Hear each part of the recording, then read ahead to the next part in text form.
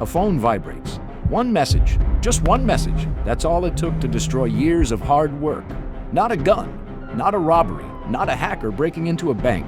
Just a WhatsApp message. Imagine this. You've spent 7 years building your savings. Every salary, every side hustle, every overtime payment, every sacrifice. You finally reach almost $4 million in your account. You feel proud. You feel safe. You believe money is protected. Then one evening, everything changes. Meet David, 34 years old, a project manager, married, one daughter. Like millions of people, David depended on online banking. His phone had become his wallet. He transferred money, paid bills, bought groceries, checked his balance. His entire financial life existed inside one small device.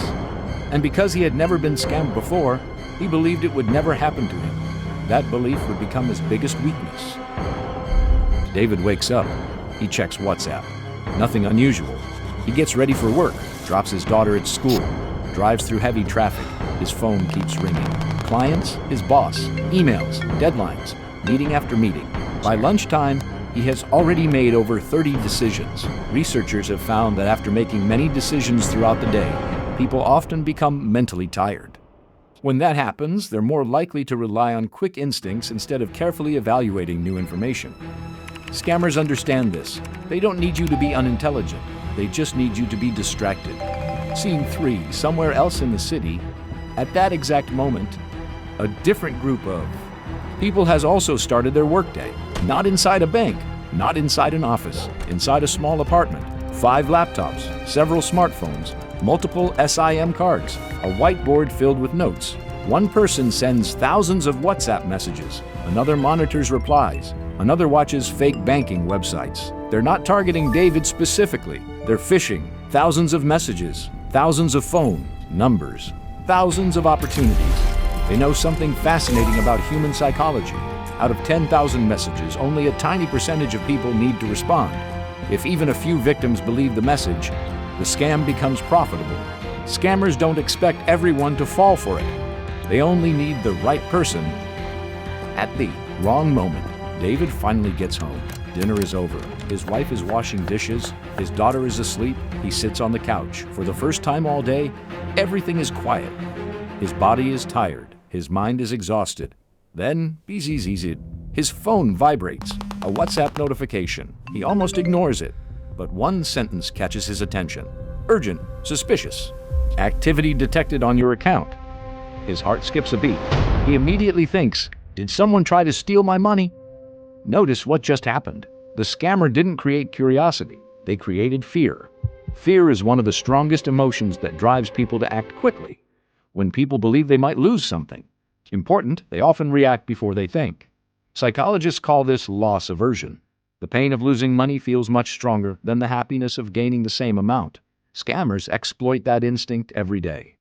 David opens WhatsApp. The profile picture looks exactly like his bank's logo. The message is professionally written. No spelling mistakes, no strange grammar. Everything appears authentic. It reads, "Dear customer, we've detected unusual login activity on your account. For your protection, your account may be temporarily restricted unless you verify your identity immediately. Please use the secure verification link below."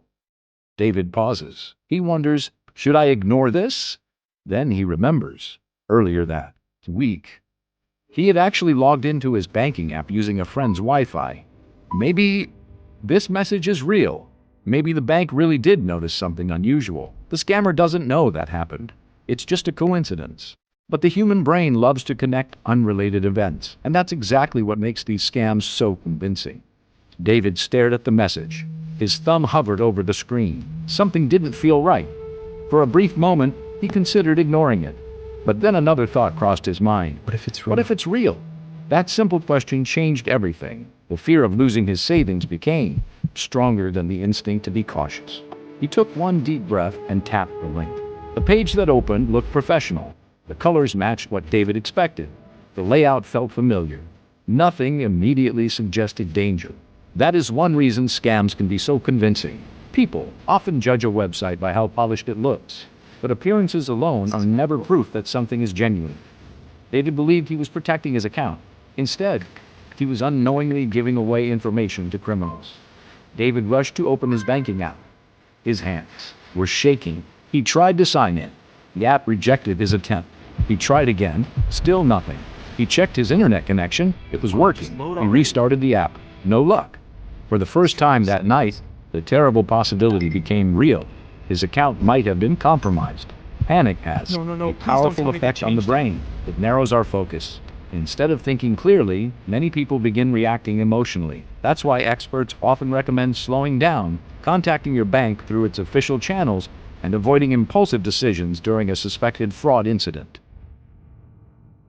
David grabbed another phone and called his bank's official customer service line. Thank you for Every holding. second felt like an hour. I need to know While if he you waited found to her. speak to someone, he stared at his screen, hoping the alerts would stop. They didn't. When the representative answered, David explained everything as calmly as he could. The representative immediately advised him to secure the account and begin the bank's fraud reporting process. Although every case is different, acting quickly after discovering suspicious activity can sometimes help limit further losses.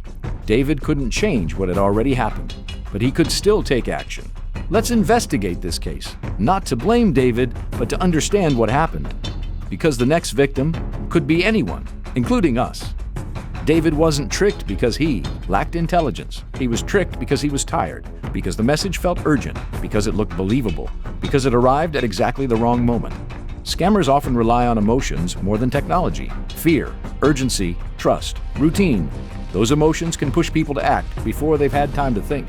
Distraction. This story leaves us with some important lessons. If you receive a message claiming to be from your bank, pause before reacting. Use your bank's official app or type the official website address yourself rather than following unexpected links. If you're unsure whether a message is genuine, contact your bank using the customer service number from its official website, app, or the back of your bank card. Taking a minute to verify can prevent a much bigger problem. The safest response to pressure is often to slow down. David's story is fictional, but the tactics behind it reflect scams that have affected many people around the world. The best defense isn't fear, it's awareness. The more you understand how these schemes work, the harder it becomes for criminals to manipulate you. This has been Financial Crime Files.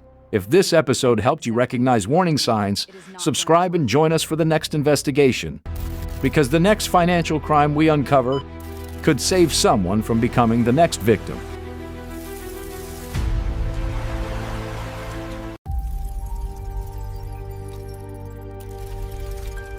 Subscribe, share, like, and comment so we produce more content like this.